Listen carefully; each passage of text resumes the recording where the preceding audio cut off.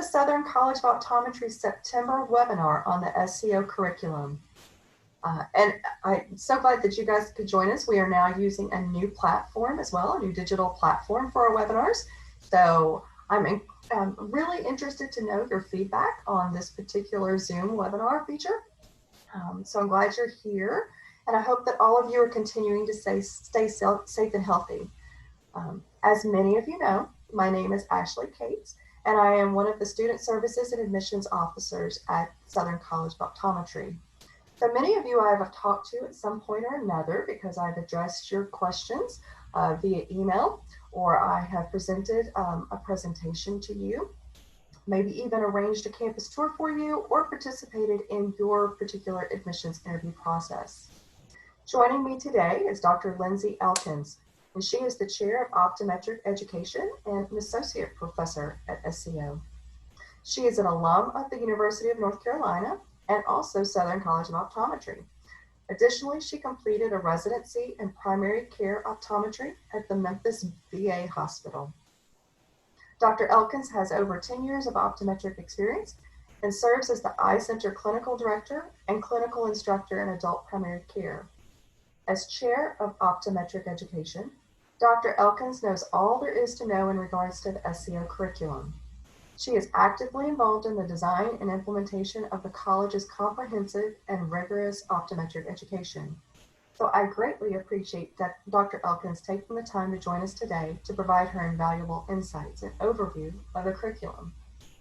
So as we are going through the presentation today, I really encourage you to ask questions, and you can type them in the Q&A box. So if you do that as you think of them, we can try to answer them during the presentation, but if not, rest assured we will address all of your inquiries at the end. Furthermore, just please be aware that this webinar is being recorded, and once it has downloaded, we will make this available to you again so that you can review it on YouTube. Many of you have or are planning on applying to optometry school during this cycle. The purpose of this webinar is to assist you in better understanding the SCO curriculum. Fully knowing a school's optometric education can aid you as you decide on where to pursue your optometric education. We know that many of you have inquiries about the courses, labs, and clinical experiences at SCO. So today, we would like to provide you a clarifying summary of SCO's 4-year distinguished program. So without further delay, I would like to turn the presentation over to Dr. Elkins. Good afternoon, everyone. Thank you, Ashley, for that great introduction. I am Dr. Lindsay Elkins, and I really don't have a lot to add to her wonderful introduction. Certainly, if you do have questions, do put them in the chat so you don't forget them, but we will have plenty of time, and I'm happy to answer any questions you have. As Ashley mentioned, my primary role is as the Chair of Optometric Education, so the curriculum here at SCO and its day-to-day implementation, but I'm happy to answer questions in general about optometry, about Memphis, anything that you would like to ask, feel free to do so. So really at the heart of everything we do is our mission. Everything we do is connected to this, and you're going to see this a lot throughout your time at SCO, and hopefully you'll be able to, it'll resonate with all of you. So our mission is to lead the profession by educating the best possible healthcare providers, promoting lifelong learning, and fostering a personal commitment to service. So this is part of everything we do, and it's important. I'll go through each one of these a little bit to highlight things. So we do want to educate the best possible healthcare providers, and note we didn't say best optometrists. Of course, optometry is what we do, but we think it's important that we focus on the entire health of the individuals. It's not just optometry. We want to treat the whole person. So we want to lead in these regards. And also, even though you'll have a 4-year curriculum here that's going to provide a great foundation for you to be very successful in your career, there's always more that's going to change. There's always more to learn. And I think once you get into things, you learn that there's just so much more that you can always keep learning. So we need to be able to promote lifelong learning and give you the tools to be able to continue to excel long after you've left SCO. And another thing that makes, I think, SCO rather unique is the part about our personal commitment to service. We do want to try to foster a personal commitment to service in all of our students who are going to be our graduates and our alums and go all across the country. So you will serve in the Memphis community. And of course, we do serve our constituents by providing the best eye care, but we also want to be involved in our communities. Optometrists are essential parts of their community, and by serving them, that you get to be part of that community, and they will look to you as an essential service provider.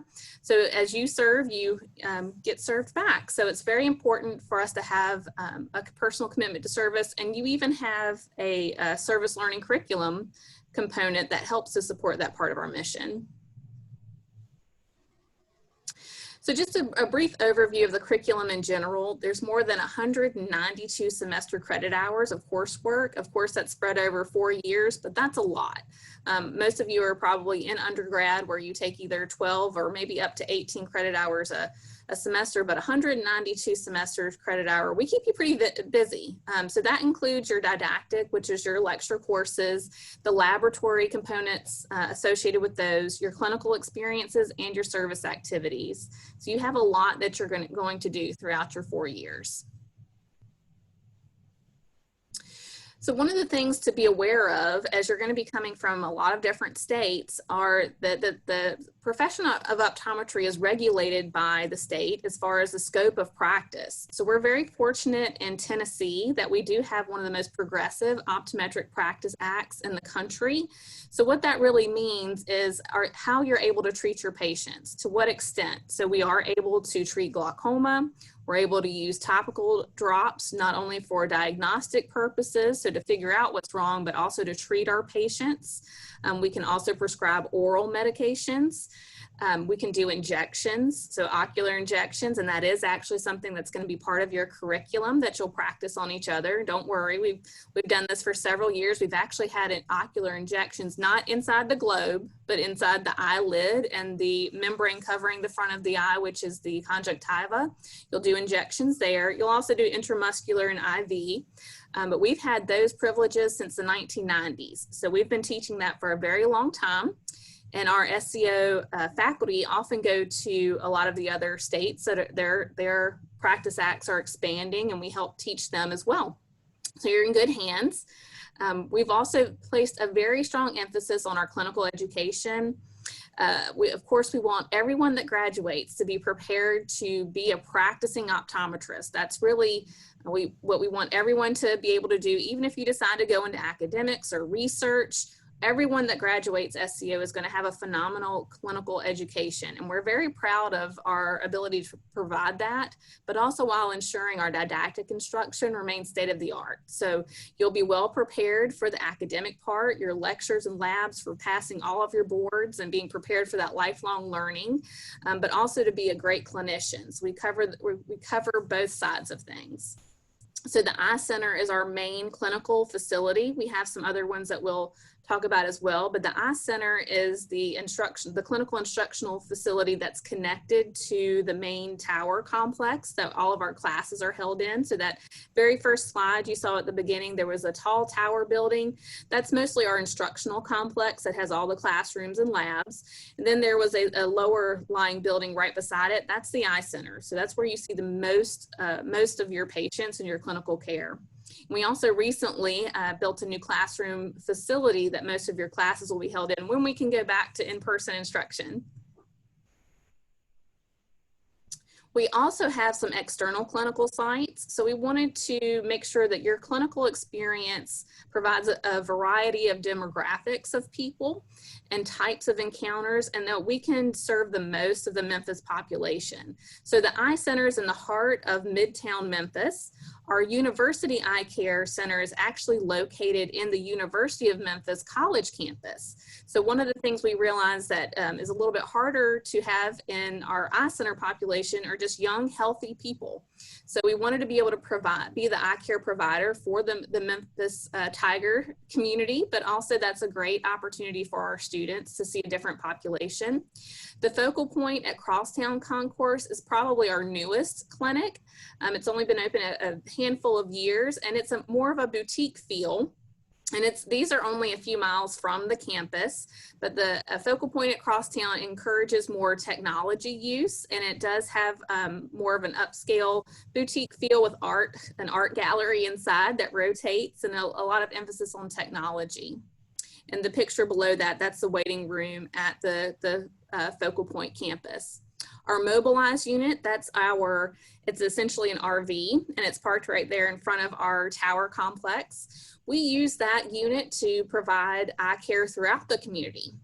So I've been heavily involved in our school screening program that typically you are part of in your second year, and the second year students is the first exposure that they get to provide their clinical skills on someone that's not a classmate. And of course, it's challenging when you have between 3-year-olds and 14-year-olds, but it's a screening, it's not a comprehensive exam, and we generally go throughout the community, the surrounding Shelby County community, to schools.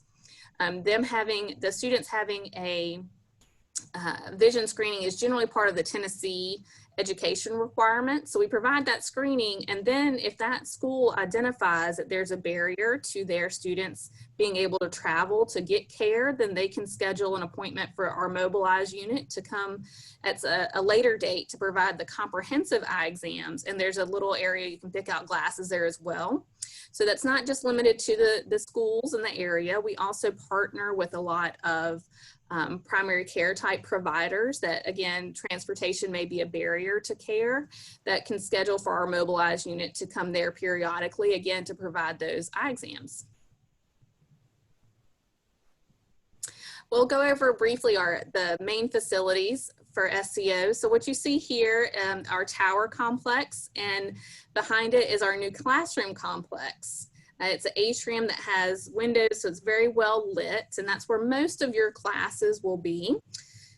Up to the top right corner, that's one of our exam rooms in the eye center, and this particular room is special because it's outfitted similar to the National Board's clinical skills exam room, how that is outfitted. So there is a head instrument. It's called a Binocular Indirect Ophthalmoscope that you wear on your head, and you examine the back of someone's eyes.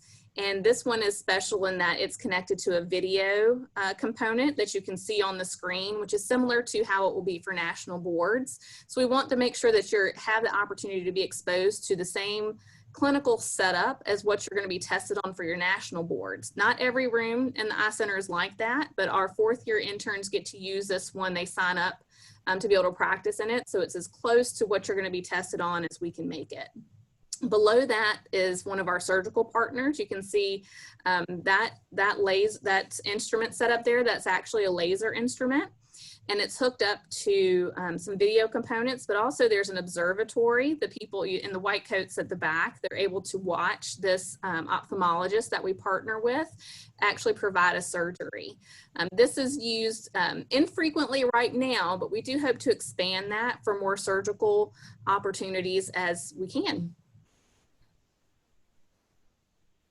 So again, our main facilities, this is an inside look at the main classroom facility to the left. This is where most of the lectures are conducted. We can open up a central wall so that it can be expanded to have 2 classes going. Usually your midterm exams or your final exams, we open up the wall so people can spread out. Right now, the classroom is not being used for in-person lectures. Our lectures are being held virtually, but we do look forward to being able to come back to that setup. It's very enjoyable. The top right picture are a couple of our student ambassadors. Our ambassadors are selected members of the student body that help provide the tours when people come on campus, which I really hope that at some point you are able to come tour our campus and see this on your own. But where they are is inside of our theory and methods lab. You're going to spend a lot of time in that lab, and we utilize a slit lamp, that's the microscope that the person's sitting at there, to analyze the front of the eye, also the back of the eye, but it's connected to that projector system, so your instructors can show you exactly what they're looking for and demonstrate the examination techniques. So that's very helpful. The bottom right-hand picture are actually our 1st year students in that same theory and methods lab. So you get some of your clinical equipment at the very beginning of your fall semester. So this is something that our current first years are doing right now. It's called Retinoscopy, and it's a way that you can get an objective measurement of someone's glasses prescription. It's one of the most foundational techniques because, of course, using your objective information, some data that you collect, is extremely helpful in comparing that to what the person tells you for their glasses prescription. And you start that in your fall of your first year. It's very exciting. Very fun. So one of the questions we get pretty often is, how is our SCO curriculum different from what you're experiencing in your undergraduate institution? One of the main ways is a very tight integration between the classes. We have a lockstep curriculum, so everybody takes the same classes. We have a very sharp focus on our mission. We always keep in mind our ultimate goal of educating the best possible healthcare providers. And there's just an extreme amount of material. Generally, when you're used to the 12 to 18 credit hours a semester, most of your semesters here are going to be 22 to 24 credit hours. So it's a lot, and it all builds on each other. So you may be used to some of your foundational classes where you can cram in a whole lot and use it all for that multiple choice test, and then you never have to see it again. Well, that's really not the case for really any of your classes here. In your first year, you have a lot of the basic sciences, but everything builds on those. So it's important to be able to retain things from your very first day. In our national board exams that you take in your third year, the very first one is the Applied Basic Science exam, and it's an exam that's over everything you've learned over those first 2 to 3 years. So it's very important that you're able to consistently keep up with the material and learn it to retain it. So we'll go over a little bit from the entire 4 years just to give you an overview. So in your first year, you have a fall and spring term. So fall begins the end of August, beginning of September. Spring term begins after the new year. And that's the extent of your academic year in your first year. So this is very heavy in the basic sciences. Anatomy, physiology, optics, vision science, and biochemistry. So a lot of that you might have had exposure to in your undergraduate institution, but we have to make sure these things are so essential that we have to make sure everyone's on a level playing field when they get to SCO.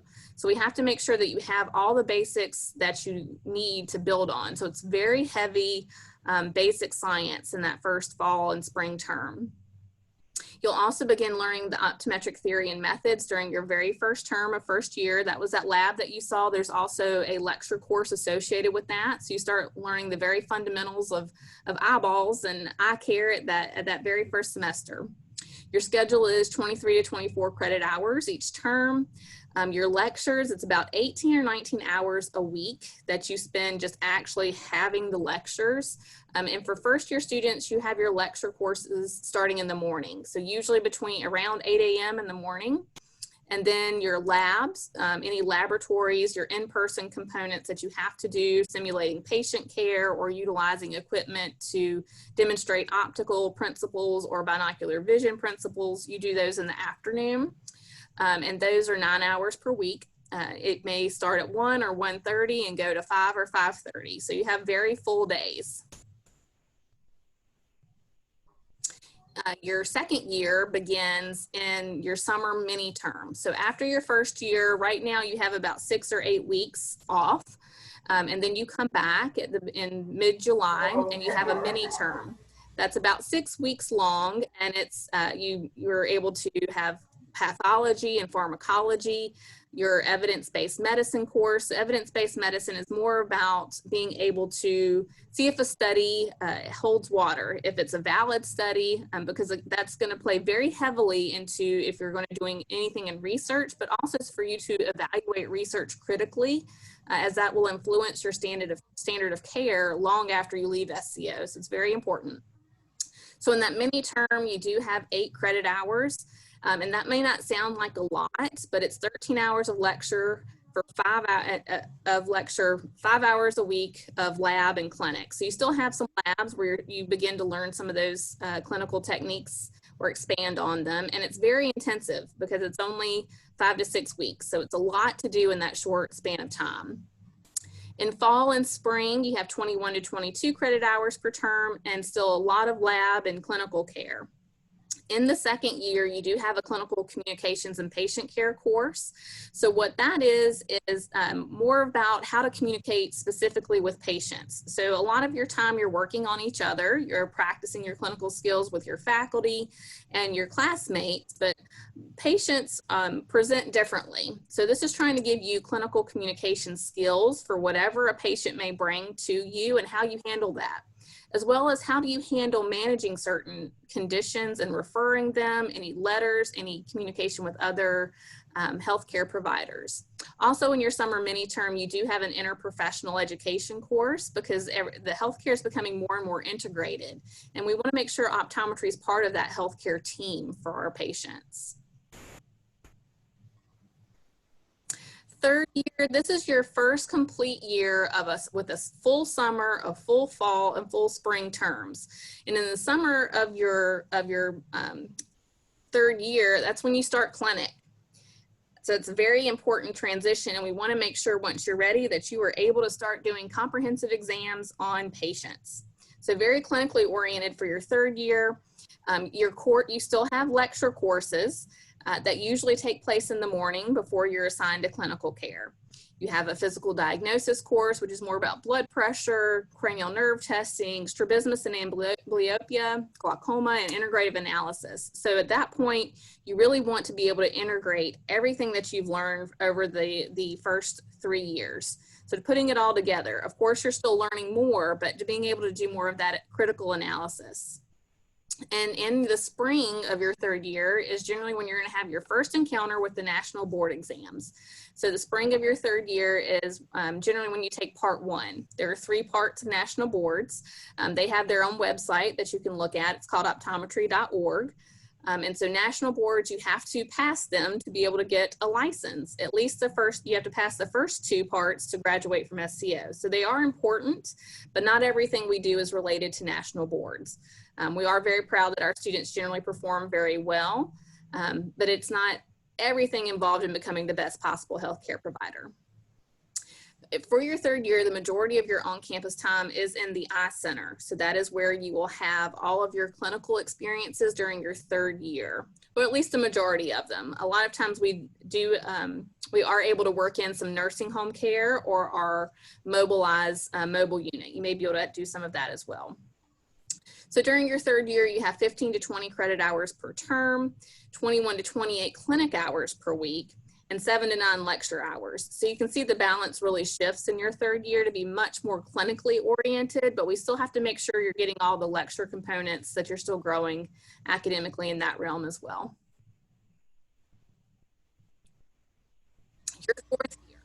Your fourth year is spent entirely in clinical situations. One of those terms, you will be in the eye center again. Your fourth year rotation at the eye center is more focused on our specialty clinics. So generally in your third year, you will be in our adult primary care suites, but also in teen clinics. So it's more of the routine care. Our specialty clinics include contact lens, pediatrics, ocular disease, low vision, and vision therapy. You get a little bit of vision therapy in your third year, but really in your fourth year, you get more time in those specialty clinics. You also rotated our focal point location as well as university eye care. So you have a lot more variety in that fourth year, even when you're on campus during that one term. You also select 2 externship locations. We have externship locations across the country. Generally, you will pick one that is considered an institutional externship site and one that's considered a private practice, so that we make sure that you're getting a very well-rounded type of exposure. All of these externship experiences are vetted and revisited by our Director of Externships and Residencies. Our students evaluate all of their externship experiences so we can make sure it's a good learning opportunity. But usually you are able to select which term you decide to do the eye center and which term you decide to do your externships. Now, if people want the same externships, a lot of times they can work it out by just deciding if you're going to do, one person will do it in the fall, someone else will do a different rotation in the spring or the summer. So you have some variety there and some options. So service learning, I mentioned this briefly. This is the most recent addition to our curriculum. When we did our last accreditation by SAC-COC, they're our regional accreditor, we developed a quality enhancement plan. So the quality enhancement plan is something that we worked with our entire campus, all our faculty, staff, students, to see what we could do that would improve our student learning outcomes and still support our mission. And overwhelmingly, there was a desire to integrate service into our formal learning. So actually integrate it into our curriculum. So SCO has a long history of service. SVOSH, you may have heard of SVOSH or VOSH. This is student volunteers and optometric service to humanity. And when you graduate, there's also VOSH. So optometrists can still participate in that national organization. But SVOSH, the student organization, actually started at SCO decades ago. You also have school and other vision screenings and remote area medical missions. The remote area medical missions are generally in rural areas that are drivable from Tennessee. So if you wanted to stay closer to home, the VOSH trips or SVOSH trips are generally international. And that's a very student-run group that has a faculty advisor, and that's one of our most heavily anticipated service trips in the summer. There's a lot of work that goes into them, a lot of fundraising and glasses adjustments that students do all year long in preparation for our SVOSH trips. If you wanted to do something more locally for that's not international, but more local that you can drive to, the remote area medical missions are very popular. In accordance with our mission, we've been working to formalize this dedication service as part of our curriculum. So the service learning is part of the curriculum. In your summer mini term, you actually have a foundations in service learning class, and you'll get practice with performing the screenings and get preparations for the communities you're going to serve. You also have additional opportunities for service provided to all students as part of the initiative. So a couple of the other things that you'll do in your third and fourth year, there's a Saturday service experience. Generally, this is more heavily focused on our third year students, but fourth years can participate in one as well. We usually partner with a local organization. Most recently, it's been a partnership with a local organization that helps people suffering from addiction. And so we partner with that organization, and they bring their constituents to us. The student stays with their person that they're examining all the way through. So you get to see them at the beginning and the end, and there's generally a lunch, and they get to know the person more and more about how addiction affects a population and how it's relevant to eye care. So it's a much more in-depth service opportunity.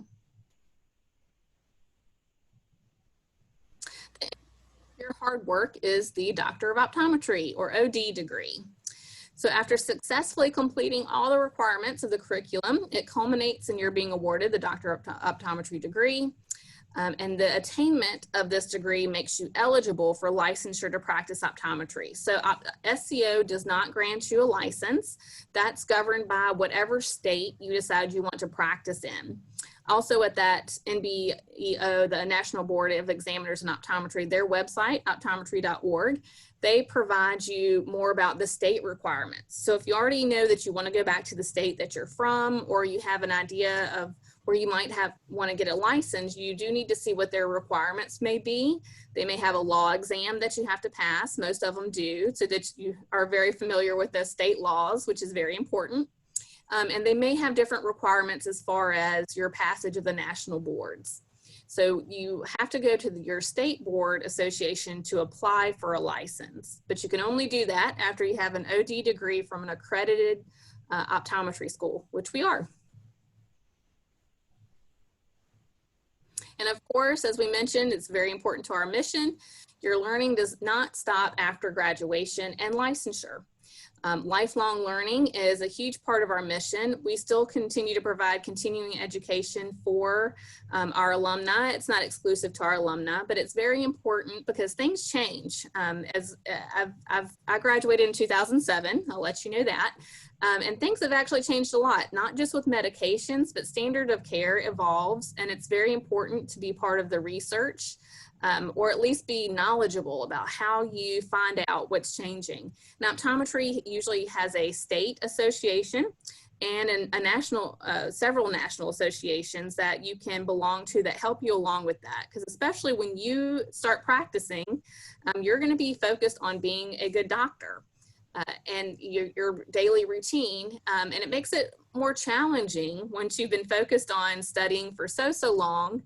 Once you are able to get engrossed in patient care, that's what you've been working so hard to do, and that's what we all love, but you still have to stay abreast, make sure you don't get left behind or get involved in, you need to be able to stay up with the changes to be able to best serve your patients so that you have a very long lasting career. So after you graduate, you do have the option of pursuing a residency. So unlike medical schools, you are not required to do a residency. An optometric residency program is a formal post-graduation training program that is at least 12 months in length. Why would you want to do a residency? It just makes you a better doctor faster. It also opens up other opportunities for you. Generally, a residency provides more in-depth training in an area that you might be interested in. So as Ms. Cates mentioned, my residency was in hospital-based primary care at a Veterans Association Medical Center, a VA medical center. So that was very heavily focused on ocular disease and just the full management of patients. And so that extra year just provided a great boost in confidence for me. When you've graduated, up until that point of graduation, you've always had a staff doctor that will you present to, and they will be checking behind you, and they ultimately make the decisions. For me, I really wanted to be able to be comfortable being the decision maker. And so that's really what made me pursue a residency. It does give you a lot of challenging cases that you might not see if you went directly into private practice or general practice. And a lot of times for opportunities, you would not be able to work in an academic setting, which is not something I had on my radar when I was a student, but it's nice to have the option because you never know what's going to interest you. But also when you start learning about the different areas of optometry, you may find that you want to be better versed. So generally someone that has a residency in a specialty area like contact lens or vision therapy or ocular disease, they may be able to specialize in that area. Optometrists don't technically specialize. There's not a board certification in a specialty area, but usually it helps you develop a niche in a practice. And SCO offers more residency positions than any other school. So every residency has to be accredited by an optometry school. And so we're very fortunate that we have accredited several residency programs. So that's something you'd be able to get familiar with here. Well, that really concludes the bulk of our optometric curriculum. I'm happy to answer any questions. My email address is here. You're welcome to contact me anytime with questions about SCO or optometry in general. And there's some links for some more information. Thank you, Dr. Elkins. I really appreciate that. You actually covered quite a bit of really good information today, and I hope that the attendees today have found it to be very helpful as you begin or do continue the admissions process. Through the session, we may have addressed some of the inquiries or concerns you had regarding SCO's courses, labs, and clinical experiences. But if we did not, as Dr. Elkins asked, please go ahead and write out your questions in the Q&A box for us now so that we can address them. Also, you can contact us via email with queries at any time. So you can see Dr. Elkins' email address as well as mine. So if you think of anything after the webinar, feel free to contact us. I would also like to take just a quick second to go ahead and plug our next session. So in October, our next webinar will be the life of an SCO student. This session will be more of a Q&A with 4 of our amazing current students who are ambassadors. So if you would like to know more about what it is like to be a student at SCO and to live in Memphis, you will definitely want to join us to hear directly from these students. So please keep your eyes open for the invitation to join us for the next SCO session in October. In the coming days, again, just as a reminder, you'll be able to see the link on our webpage where you can register for the webinar and view our previous webinars like this one as well, too. Once this one is downloaded, again, it's going to be available for showing. And if you haven't done so already, we invite you to request more information. So the explore.sco.edu inquiry form link, I really would encourage you to go ahead and sign up if you would like to receive continual communication from us as you further explore our unique program. You'll have a personalized microsite created for you as well as a personal advisor assigned to you. So I do encourage that. Okay, so it looks like we have a couple of questions. So will the recording be posted somewhere? Yes. So again, where you see the bottom link where it says online information sessions, that is where it will be posted after it's downloaded so that you can rewatch this. Are there any opportunities to begin patient care prior to the school screenings in the second year? I'll take that. So your formal patient care, there may be some service opportunities, but really you have to learn your clinical skills before you're able to apply them. And in general, in your first fall and spring, you're learning those foundational clinical skills. So there may be service events that you can volunteer and participate in, and you can use some of those very initial clinical skills. You will not be providing comprehensive exams, anything along those lines, but the school screenings are generally the first time you're really doing a lot of formal work with your clinical skills. You're working on them with each other every day in lab almost. So you are practicing your clinical skills, but we have to make sure that you've achieved a level of proficiency before we let you loose on the public. Okay. Another question for you, Dr. Elkins. Does SCO have research opportunities for students? We do. We do have a summer research program. Generally, that break time between the first year and your second year, that's usually when our summer research project experience is most active. So usually our research faculty, we do have a research committee. Those are the people that are most heavily involved in research. They will mentor a certain number of students. It's not available for everyone, but generally everyone that wants the opportunity, we usually can find it. But you work with a mentor for usually a clinically related research project. So most of the research we do at SCO is very clinical based. So it's not going to be, there's not going to be any animal based research or those types of things that you might experience in a very large laboratory. We're much more clinically focused. So most of the research is going to be clinically oriented, but there are opportunities, and we have a lot of students that have a work study position where they may work as a research coordinator with some of our faculty members. So those are other opportunities as well. But very formally, that summer research project allows you to use usually it's about 6 to 8 weeks, so a smaller research project that you can see out to completion that you've been heavily involved in and can be involved in the publishing of. But there are other research opportunities as well. Okay, another question for you, Dr. Elkins. When will students take the advanced procedure course? So advanced procedures right now in your second year, spring of your second year, that's when you'll do the injections labs, where you will learn how to do the subconjunctival injections, the eyelid injections, those types of things. So that may be considered some of the advanced procedures. We also have a lasers and perioperative management course that's in the spring of your third year. And that involves a laser workshop where we use model eyes and you get to practice all the laser procedures. It's very similar to the laser procedures for licensure in the handful of states that allow laser procedures. So it's a lot of our faculty have already been trained and they are licensed in those states that provide laser opportunities. So you actually get to do that in your third year. So both of those would be considered advanced procedures.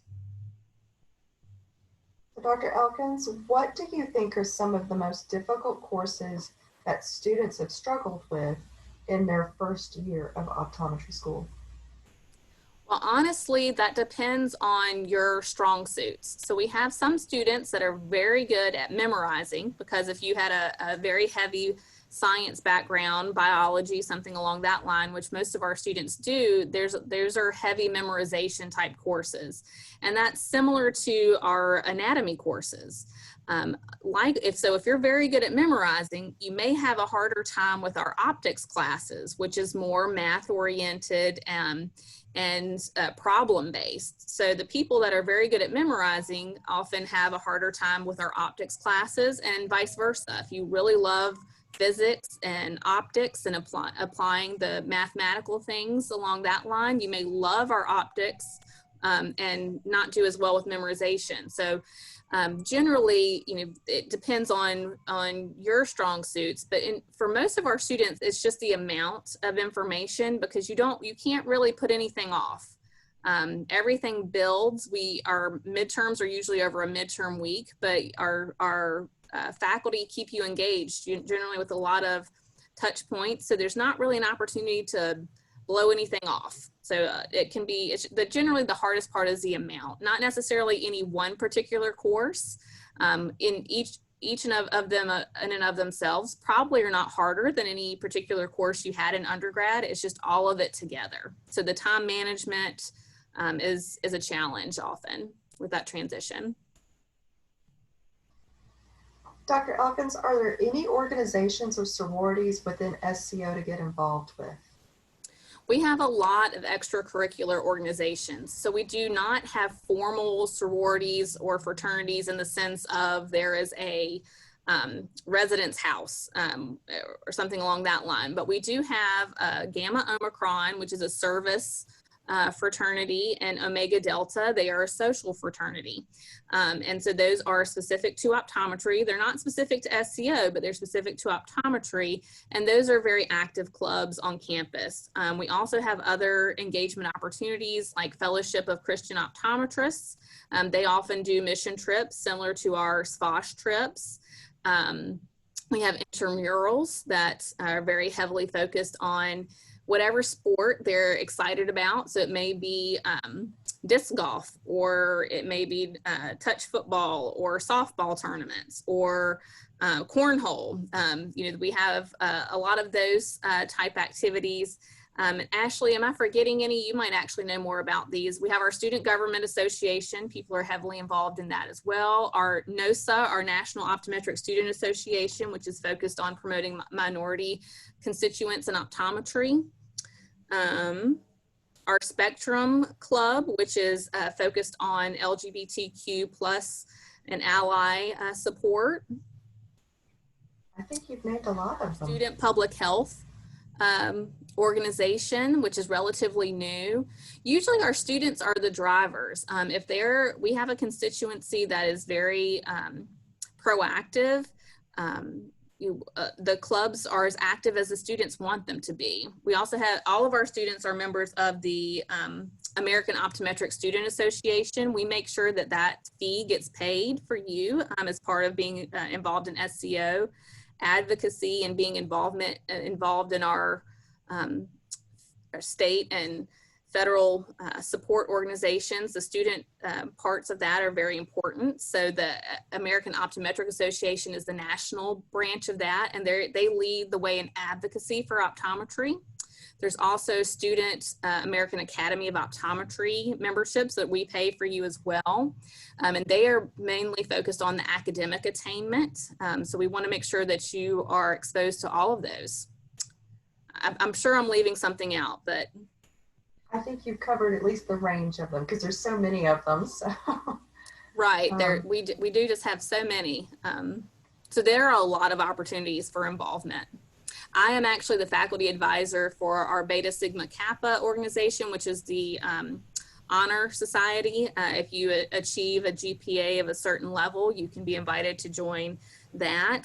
We also have state clubs. So faculty advisors for state clubs. So if you're interested in certain states, they generally will meet with representatives from that state so that you can keep informed with the issues pertinent to your state. And largely for the school, usually in January, we have a state day where we have panels of presenters from across the state and national organizations to answer questions for students. So it's very important that our students are involved. We have very smart, very dedicated students, and part of being a part of optometry is that responsibility to give back to the profession and lead it. And so SCO's had a lot of presidents of the American Optometric Association because we believe in advocacy a lot. We also support a Day on the Hill initiative. So we, a component of our students can travel to Nashville and get to see what the legislative process is like. So a lot of exposures, and you may not find that all of them spark your interest, but we want to make sure that we're providing a very full experience for you. So does SCO have concentration opportunities? We do not. In general, your concentrations are going, something along that line is going to be more in a residency type situation. So we make sure that you're exposed to everything. We may have some students that say they will never examine kids, that they just know that they're never going to want to work with kids. But you know what? When you graduate from here, you're going to be able to, because even though you may have a very solid view of what you think you want to do, until you're exposed to all of those areas and life changes, we want to make sure you're able to do everything. So you are going to have clinical experience in every specialty area as part of the SCO experience. So the one thing that you do get to choose in the fall of your third year, we do have seminars. And that really changes each year depending on what specialty area the faculty want to present on. And so each student has to choose a seminar, and it has to be from the offerings that the faculty provide. But right now we have a seminar in specialty contact lenses, one in traumatic brain injury, one on pediatric grand rounds, one on ocular disease, one on the ocular surface disease, one on technology-based clinical decision-making. So that does give you an opportunity to pick something that it goes a little bit more in depth than the basic curriculum. Dr. Elkins, is SCO the only school that can teach eyelid or intravenous injections? No, we are not the only school. I don't know every school's curriculum, but I would wager most schools have some component of that. They may not have had it for as long as we have, but that's not unique to SCO. So if you complete an externship in one of the states that allows an optometrist to complete advanced procedures, are you able to complete lasers or injections in your fourth year? So really that depends on your externship provider. If you are in that state, you have to be able you would be operating under that provider's licensure. And so really it depends on their level of comfort. So in our clinic, we also have faculty members that can perform the injections type procedures, and they may allow a student depending on their comfort level with doing it. So that depends. And so speaking of externships, will the clinicals be at a local hospital, or would you be able to travel out of state, perhaps to your home residence or one that you would like to practice in? So let me make sure I understand the question. Are you asking if you can establish an externship that's not one that's already provided? I don't think the question is to establish. I think are there sites that are available outside of that you're not restricted to the Memphis area? Oh, absolutely. Yeah. Honestly, our externships most of them are not in the Memphis area. A lot of them, there are several local ones. So if you established, you do not want to travel, you want to stay local to Memphis, you can do that. But the vast majority of our externship experiences are not in the Memphis area. We have some in Alaska. Those are very popular for our adventurous students. We have them all over the country. So for a person with a COMT certification, are there student employment opportunities in the eye clinic outside of class hours? We have work study opportunities, and really that depends on the funding. So work study opportunities are partially funded through the federal government. So the amount of money that we have to go towards work study students varies each year, but our primary focus is to fund our tutoring program. So if you are a high achieving student, which we have a lot of those, after you've established that you have learned some of the classes very well and you have a certain GPA, you may be asked if you would like to tutor someone that's in a class below you in certain ones of our challenging subjects. So we have tutoring opportunities for academics. We have TA opportunities in our labs, so you can help with other students learn their procedures and practice them. That's actually very fun. There are often work study opportunities in the clinic, but it may be more of helping process glasses in our optical area, or helping with insurance or filing type things. We also have our library work studies are very popular because there's a lot of studying involved in that working option. So we have opportunities with our physical plant that may just be during the summer, helping with some of the upkeep. So there's a lot of different work study opportunities. But generally, that's going to be the primary way if you were going to want to have a job that we would recommend. It's very difficult with the challenge of the course load that you have here to be able to work outside of the college. Dr. Elkins, are all the professors at SCO trained optometrists? Yes, they are. I would say that's one of our greatest benefits. Everyone that's teaching your anatomy course, your basic science courses, all your lecturing faculty, they're all optometrists. So they're able to make those connections. Even, there's some basic science that it's very basic, but if there's a clinical connection, they can bring it. And we think that's very important. I still serve in our clinic. Most of our administrators are are still serving in the clinic as well. And we want to make sure we're all about optometry. And we're very heavily clinically oriented. So if there's any clinical aspect that we can bring to any of your classes, we are able to do that. So it's all optometrists teaching you throughout. Do the note takers in a course have to pay for the notes fee, or is that free for them? And how are the note takers chosen? Really, not all of the classes choose to have a note taker for every course. So we also have a feature lecture capture through Panopto that you can rewatch your lectures. That's to supplement your attendance to the lecture, so it's not to replace it. But with the lecture capture option, not all of your classes determine not all the classes determine that they want to have a note taker for every service. And really that's managed by our Student Government Association. So the students help run that. So I do believe if you're a note taker, you probably would not pay to have the note, to receive the notes since you created them. I'm not sure if that's for all of the classes because honestly, I'm not very involved in the note-taking service, to be honest. With the heavier workload, do students take on the challenge to also pursue dual degrees like the MPH or MBA? They do. I don't think it's for everyone because it is a challenge.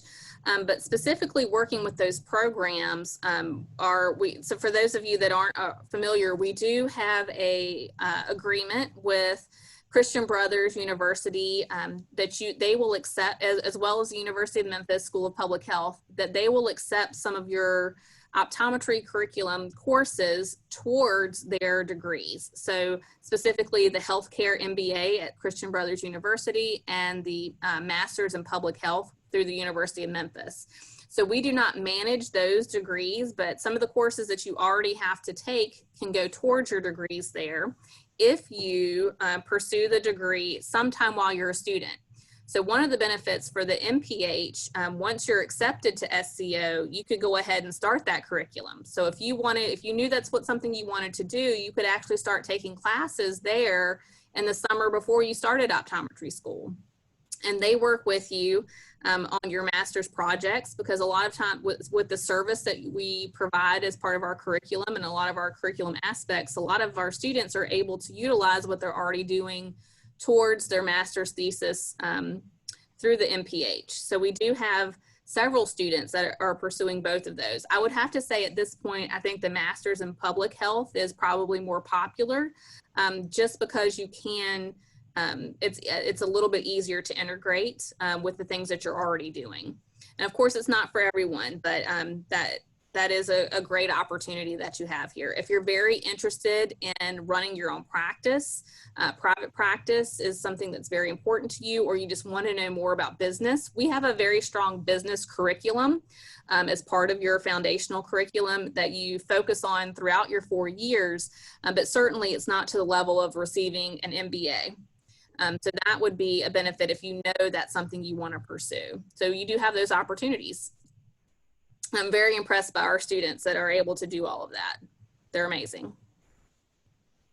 Does SCO have strong opportunities or programs in pediatrics that are prior to residency? Absolutely. We have a very thriving vision therapy clinic. While that's not focused just on pediatrics, it is heavily involved with our pediatrics clinic. And as I mentioned, we do have an entire clinic that's devoted to pediatrics, and that is part of your foundational 4 years. Also in our vision therapy clinic, you'll have traumatic brain injuries and things along that line, but very heavily focused on pediatrics as well. And as I mentioned, in your second year, you'll have a lot of those opportunities in your school screenings to hone those communication skills with the youngsters early on. And our faculty, we have some very dedicated faculty members that are we have the founder of Infant C, Dr. Glenn Steele. He is in our pediatrics department. Our pediatrics instructors lecture all across the state and internationally, as well as in the United States. So we have a very strong pediatrics program and vision therapy. And Dr. Elkins, the last question that we have, are lecture exams and lab exams separated, or are they combined? It depends. So usually your labs are going to be very clinical skills oriented. So they are more practicals versus exams. You may have some written aspects, some quizzes that are part of your labs. Generally, they're going to be separate. For a lot of our lab courses, you have to pass the lab to be able to pass the class, and vice versa. So it's very integrated in that respect, but usually your practicals are demonstrations of your clinical skills. So they are separate. Usually there's gonna be less of your traditional exams in a lab setting. That might not be the case as, for your anatomy lab, but that would still be separate from the actual lecture exam. Thank you, Dr. Elkins. I really appreciate your sharing your time and expertise today. And thank you to all of the participants for connecting with us today. We hope that you're going to join us again, specifically next month, to learn more about life of an SCO student. And please remember to contact us should you have any questions. Again, you can see our email addresses on the screen. And in the meantime, I hope that you all stay well and have a great afternoon. Thank you. Thank you all. I really appreciate your time.